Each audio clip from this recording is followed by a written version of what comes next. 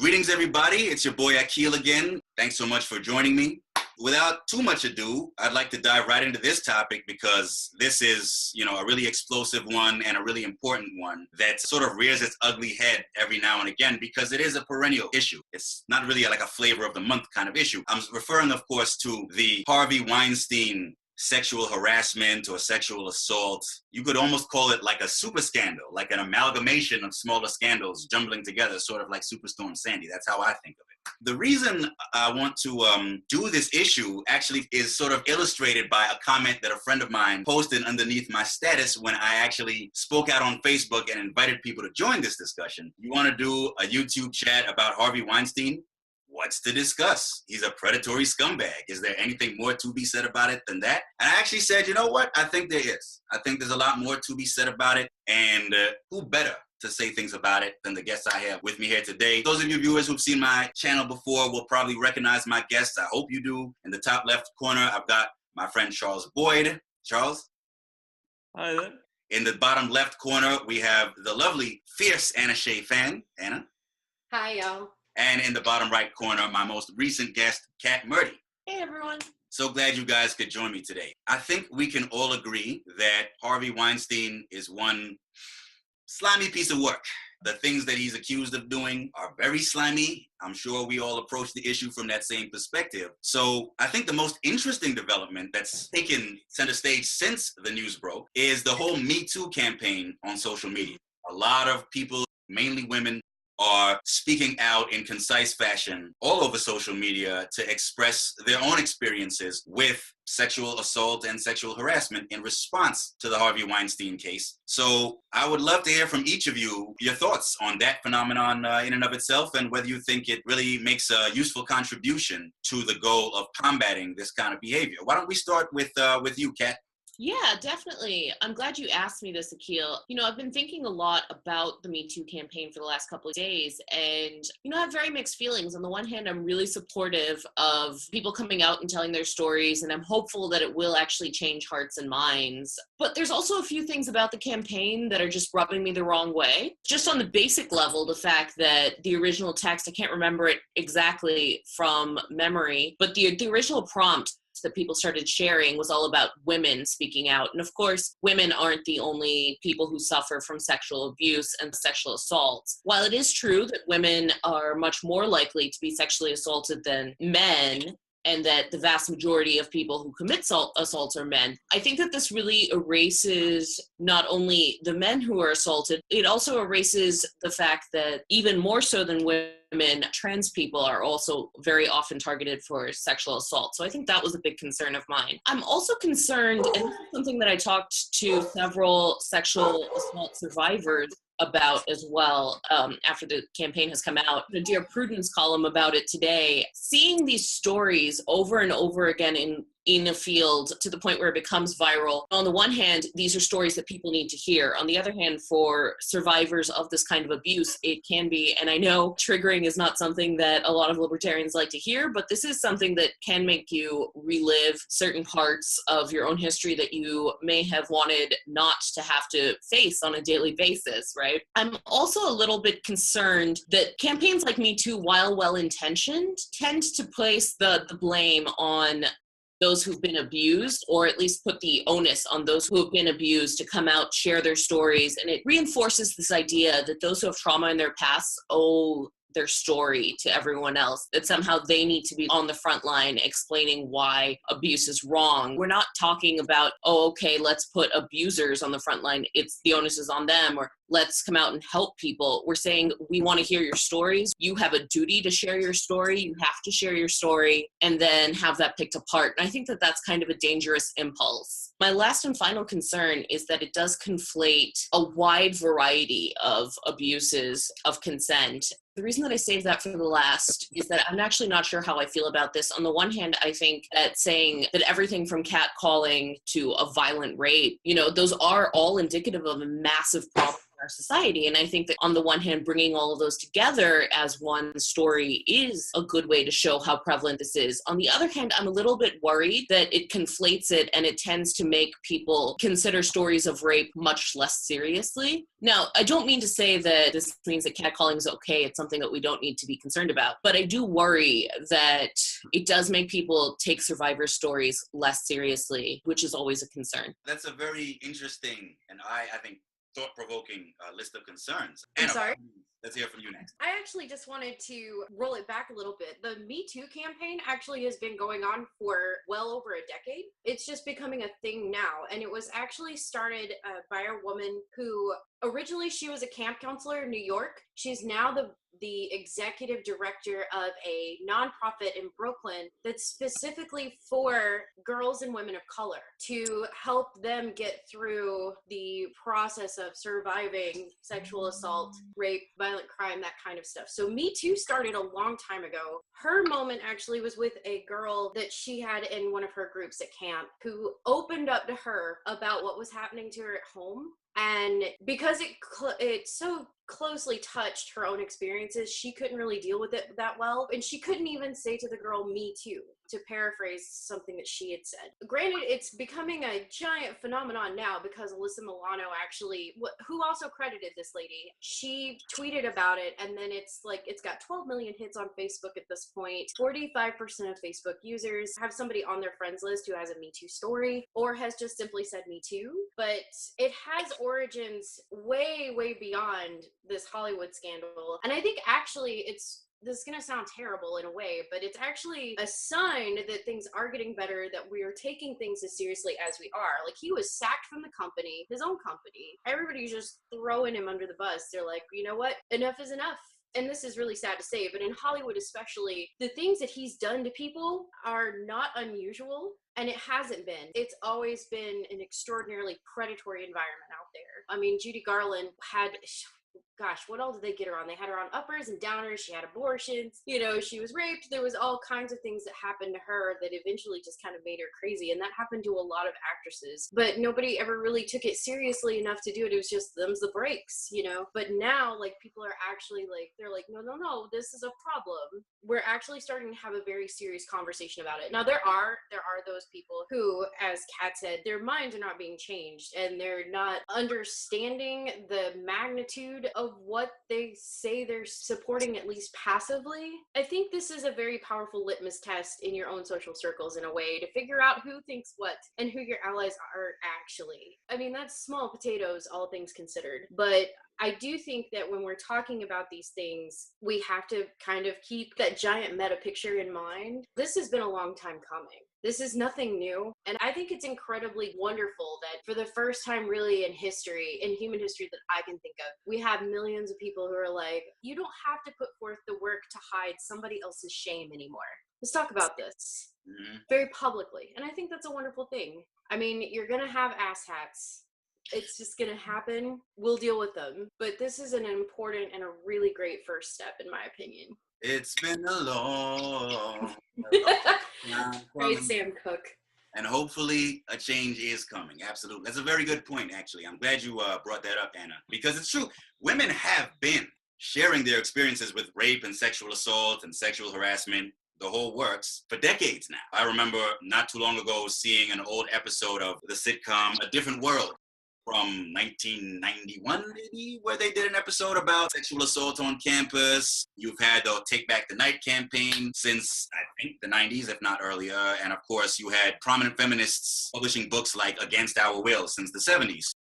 You know, women have been sharing their testimonials on this subject for a long time, but now, thanks to social media, women have more of a platform and more freedom and more access to share these experiences more widely and pervasively than ever before. So it's not anything new. It's really just a question of building on what people who came before us already started. One thing that Kat mentioned in her comment just now, I think is really important to look at from men's perspective, because it's a matter of looking at people who have actually committed sexual assault as well. How much are we hearing from them? Are they being pressured to share their experiences from their perspective? Interestingly enough, not long before we started this chat, I actually saw a comment on Facebook in which one person actually mentioned that there's a hashtag that's written from men's perspectives, the perspectives of men who recognize that they have done wrong and made mistakes in this area in the past as well. I think it's I did that. Hashtag I did that. And so apparently some guys are actually starting to come out and say, you know, looking back on my past behavior, I've been complicit in this as well. A hard thing to do and risky, potentially risky from maybe a legal and professional standpoint, but it's good that that is happening, that there are some men out there willing to do that. That brings me to Charles, because one thing that I've been saying for a long time when it comes to issues of gender relations in general and gender equality is that we men need to step up in a lot of different ways. And one of the ways is we need to speak out against all of these gender-related injustices. Yeah, those are all great points. And so my thing with the Me Too campaign is that I am mostly in favor of it. I think that it's a really good way to highlight the extent to which issues of sexual violence and exploitation and harassment are really rampant in our society. I knew that it was a common problem, and I knew that we had a culture of rape and sexual harassment, but I was probably honestly, a little bit taken aback by how many people that I knew had described experiencing it. I don't know that I would have estimated that as many people in my social circle had gone through that, even though I knew it was a common problem. And so I think the Me Too campaign is a good way of kind of putting a personal face on it and letting people know statistically that there's a very high likelihood, if you just meet a random woman, that she has experienced this. And there's also a statistically significant likelihood that a cisgender male has experienced it. You know, there's a very high likelihood, as was mentioned earlier, that if you're trans, you've experienced it. So I think for that reason that the Me Too campaign is a very good thing. I do share the concern that was brought up about putting all of these issues of sexual misconduct sort of together under one head, and how it may make people not take the more extreme ones as seriously as they should. I'm not sure if I agree with that criticism, but I do have some concern about that, in the sense that there is, like you said, a spectrum, even though all those forms of sexual misconduct are absolutely unacceptable. And I'm not sure exactly what the solution is. Part of me thinks, okay, women who participated in the Me Too campaign maybe could explain what type of sexual misconduct they were subjected to, but then at the same time, I don't know that that would be practical, because I think that a lot of survivors, that would be too painful for them, and also they have no obligation to do that. So I don't think that that's really a workable solution. So I don't really know what the solution to that issue is. I mean, part of me thinks that all those issues of catcalling and harassment and rape are all a problem and all unacceptable. So it's just okay to not really differentiate between them in the Me Too campaign. But I do have mixed feelings on that aspect of it. As far as the I Did That campaign, I'm supportive of that. If someone engaged in that kind of behavior, then they need to own up to that and take the consequences. If that opens up legal problems for them or career problems for them, so be it. They honestly should have thought about that before they engaged in this type of behavior.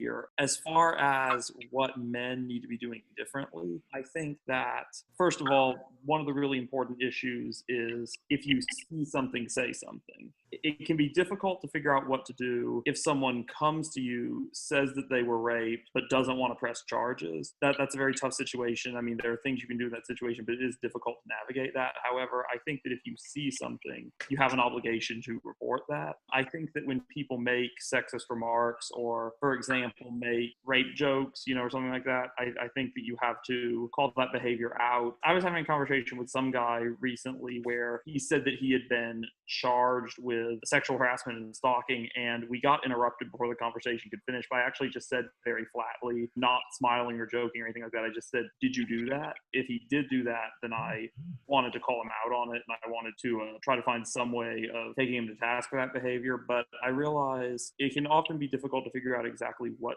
to do, but that doesn't mean that you have an obligation to, that doesn't mean that you don't have an obligation to do the best that you can. For all those reasons, I'm supportive of the Me Too campaign, and I think that men are going to have to do a lot more in promoting women's equality issues in general. I would also say, honestly, one thing For example, there was this California congressman some years ago, Pete Starr, who was very, very, very liberal, but he called this woman something like a whore for the insurance agent industry and said that she'd gotten all of her information from Pillow Talk with her husband. And, Alan Grayson, who I agree with on a lot of civil liberties issues, unfortunately has made similarly misogynistic comments. And I think that when liberal men make misogynistic comments, other guys on the left have to call them out on it, even if they don't personally like the person that the comments are directed at. Yes. I hope that answered your question. I think so. I remember years ago hearing some liberal commentator joke about, wouldn't it be great or wouldn't it be fitting if someone were to rape Ann Coulter?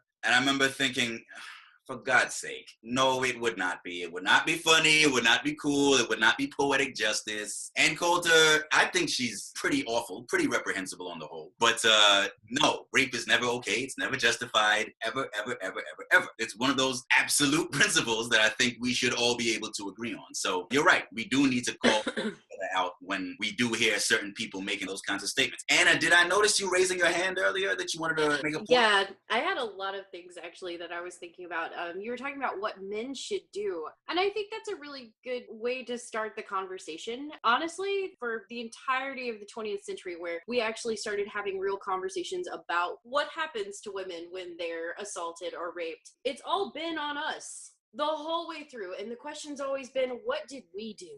And how did we deal with this? It's always been on us to be like, we were actually aggressive on. Men have not taken it very seriously, and men have not really done a whole lot of action on the whole. Not individuals per se. Like, I do know some guys who definitely stepped up and done the right thing, but I think that needs to be a conversation that we need to start having with people, is how to deal with those kinds of situations, because I've heard so many stories and I've personally witnessed a lot of different things that have happened that I'm just like, nobody's going to do anything about this. Mm-hmm. And I mean, I was one of the Me Too's, absolutely. I'll go ahead and say it. Like, I could fill a book with how many times things have happened to me, and I have never had anybody rescue me. I rescued myself. But here's the thing though, I got really lucky because I had a mother who told me when I was 10 that this was probably going to happen to me. I don't think a lot of women get that. A lot of people's mothers don't want to have those conversations where it's like, you're going to have a problem with boys, and it's their problem, and you fight like hell, and you stand up for yourself. We don't have those conversations with girls. What they know is to hang out and hang back and be ashamed of what's happened like it's their fault. And guys get to use it as a joke. I mean, we have a president who is who sexually assaulted women, and it seemed to not have mattered at all. I mean, he's still the president. Nobody said anything. So I think really what it is for men at this point, what's really, really necessary is that you guys need to start taking charge of an actual active dialogue on how to deal with these problems and how to support not only the women in your lives, but other men. I have a friend actually who was sexually assaulted by a group of female managers. He told me about it, and I told him what it was. It was like, that's sexual assault. Like, he told me what they did. It was like, that is sexual assault, and you need to report it. He was like, who's gonna believe me? Who's ever gonna believe that I didn't some way make this happen? Maybe if I was a girl, maybe somebody might believe me, but I doubt it. So what I feel like men really need to be doing is actually coming to the table and having real discussions about what this means and what this is, and also talking about what they can actually do to make sure that they're keeping an eye out for their brothers and their sisters. It's very important that starts happening on a more regular basis. Historically, what's happened is that it's been a reaction instead of a proaction. Yeah. Where somebody's daughter, somebody's mother, something like that, they get raped, somebody finds out about it by accident, and then there's a whole big, hoopla, somebody goes and gets, tears up somebody's face, and so on and so forth. But there was never anything leading up to that. There was never an answer beyond just react. And I think that's something that you guys really need to start looking at doing and stepping up to that plate, because that's everybody's responsibility, in my opinion.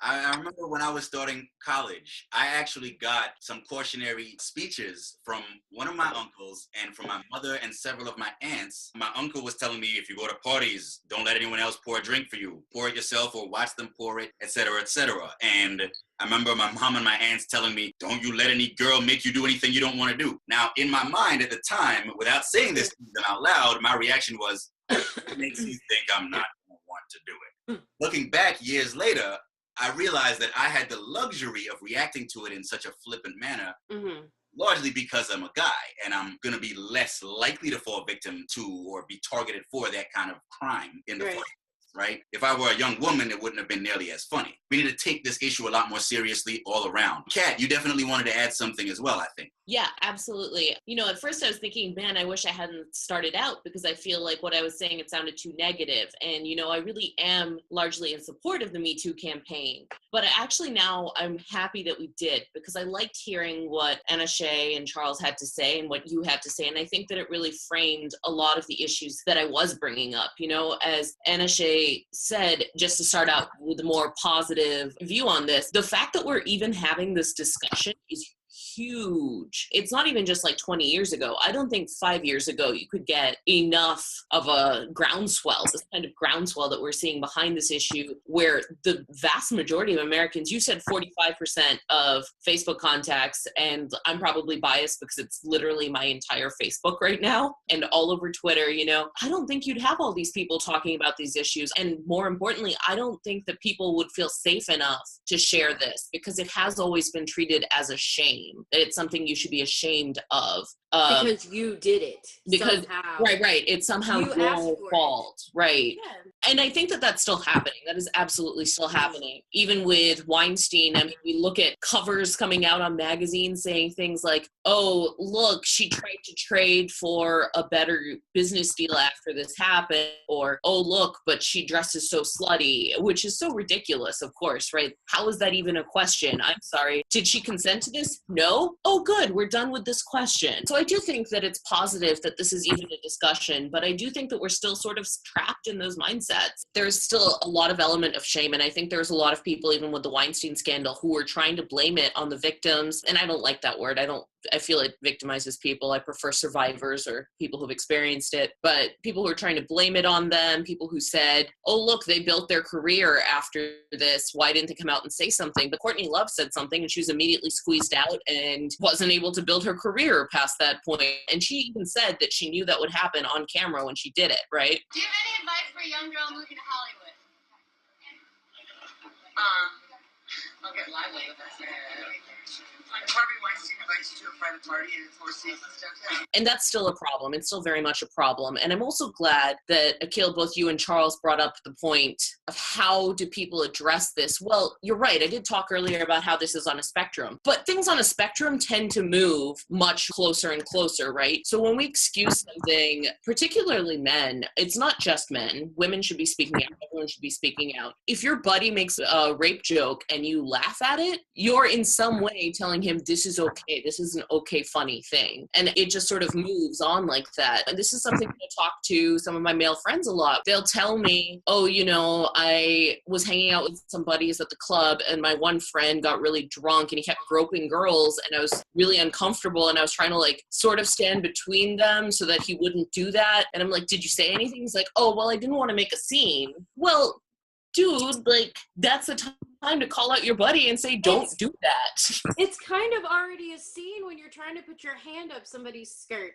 Right, yeah, and that's the thing. We're still at that point where we're like, hey, making the scene, your buddy already made the scene. This is the point to say, hey, you need to stop, and you need to stop this now, because this is not Shut it down. Right. I do also want to talk to something you said. You were talking about your experience, and Akil also talked about it, talking with your parents about sexual assault. And I actually disagree with what you said to some degree. I don't think that parents aren't talking particularly to their daughters about it. It's just that they're not telling you, you need to stand up for yourself. They're saying there are dangerous people out there. That's why you shouldn't go out after dark. You shouldn't go out alone. Make sure that you're well covered up. And it really all comes back to it's your fault. And that's what we've seen even on reads on the Weinstein case.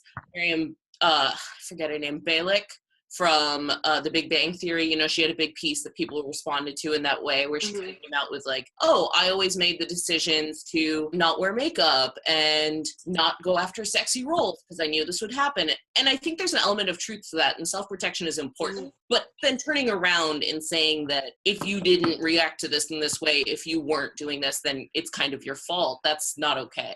I wanted to respond actually to your point, Kat. You're absolutely right. We are talking to our kids about sexual assault, sexual predators, and what have you. And that's exactly how we're talking about it. As in, it's your responsibility to do all of these things and go down this checklist to make sure nothing happens to you. And that was really where my mother did take a completely different approach to it. I mean, I'm a little biased, of course, because she is my mom. But that being said, I feel like the way that she approached that with me was actually one of the best things she could have done. For me personally, I started developing very, very young. I couldn't pass for a dude if I tried. I'm just not. And so and that started happening when I was very little. And so it became kind of a point. It was just like, somebody's going to do something to you. And when they do, I want you to give them hell. And I will back you up every step of the way, and you tell and you scream and you whip his ass. She was like, don't worry about being suspended from school. Don't worry about being anything. She was like, don't ever worry about it. Just do what you gotta do and defend yourself. Nobody is having those kinds of conversations with their kids. It's just all about like, just be really careful and do all of these things and make sure to kind of almost make yourself invisible so that it can't happen to you. And my mother never wanted me to live a fearful life. That's why she told me to do that. And I think that allowing fear to control those kinds of conversations is kind of where we've gone wrong and done ourselves a disservice. Definitely. Now, granted, I'm not going to promote violence, but I am going to promote self-defense. Bring it on. If you do something to me, you're kind of asking for it. Like, that's the way I feel about it. It wasn't me, it was you. You wanted a tangle. All right, I got you. And I think that we need to start having those kinds of conversations with our kids, especially with boys. We got to stop with the let the boys be the boys kinds of things. Oh, they're just having a good time. All right, yeah, they're having a good time, but at whose expense? Right. At whose expense? That is an important point to be making to your kids, to your sons especially. Like, you shouldn't be doing these things like pulling her hair and smacking her around in kindergarten. That's not cute. Don't show her that you like her like that. Don't do those things. Let's start with the little things and quit excusing these kinds of behaviors. And it's not that the little 5-year-old kid that pulls a pigtail is a sexual predator, but it sets the stage for them to start thinking that some of these things are okay and that violating a body boundary is not that big of a deal. And I think that those are things that we're not having conversations with our guys about. And I think that having body boundaries without fear is not the conversation we're having with our girls. And I think that's where we need to go. And I think this scandal with Hollywood, people are finally have had enough. I think this has opened up the opportunity to where we can actually make really good, positive changes on the margin as people and as a culture in total. I'm about it. Me too all day. If you can't talk about it, fine. It's no big deal. That's not on you. But you know that you're not by yourself anymore. And the moment is now to actually start creating a better world. So I think that that is the best part of all of this. Mm-hmm. And I'm really glad that we've got dudes that are like, you know what, this is actually worth talking about. Akil's like, let's talk about everything that's happening in these slime balls. Thank you for saying slime balls, because we've been saying it for years. That's the point I wanted to raise. And just on our closing note, because we are running out of time, that's the last issue I wanted to address. And I wanted to give Charles a chance to tackle it before we wrap up. One thing I've been saying for some time now is that we men need to discuss these issues, and we don't only need to discuss them in the public eye or when there are women around, but also when we're just around only other guys. Exactly a year ago, when the big talk of the town was Donald Trump's you-know-what grabbing incident, one of the main excuses that his defenders made was, oh, this is just locker room talk. And a lot of men started coming out and saying, I've never said that or heard that said in the locker room before. But there are a lot of contexts, all male contexts like that, where that talk does go uncontradicted. So, Charles, have you had much experience actually discussing these issues with other men when there are only men around and where you might hear a lot of macho attitudes flying around? Have you felt comfortable sort of standing up to those attitudes when the opportunity arises? I haven't heard it a lot I guess maybe it's kind of the social circles I run in. I don't exactly know because obviously, as the Harvey Weinstein thing indicates, you can be a very liberal cosmopolitan guy and still be a sexual pervert.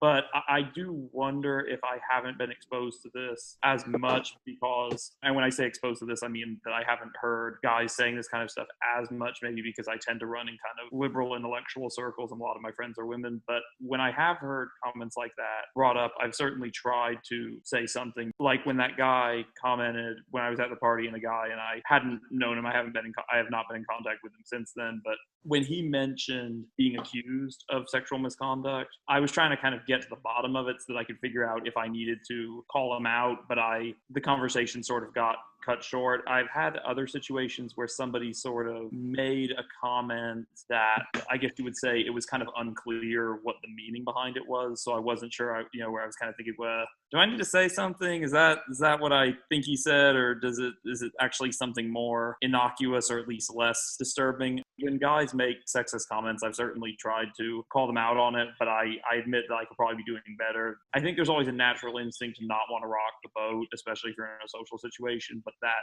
desire not to rock the boat is probably leading to more sexual assault and rape and misconduct and everything. So basically, we've got to all, I think, get out of our comfort zone, especially guys. Agreed. Well, that's about all the time we have for right now, but I really want to thank all three of you for joining me for this conversation. I hope to continue it in the future, both with you and with others, because I think, like we've all agreed, this really needs to be the tip of the iceberg, because it's the tip of the iceberg when it comes to actual instances of sexual harassment, sexual assault, etc. And so it needs to be only the tip of the iceberg when it comes to the conversations surrounding that whole set of issues. And so let's all keep up the good work as men, as women, regardless of our sexual identity, orientation, whatever. Sexual assault and harassment are serious problems. They're scourges, and the more we can do to combat them and minimize them, the better. So thanks a lot again, Anna, Charles, and Kat, for joining me, and I look forward to continuing the conversation in the future. Thank you. I look forward to it also. Thank you. Yeah, thanks for having me. I appreciate it. It's been a really good conversation, and I really appreciated hearing all of y'all's perspectives, so thanks a lot.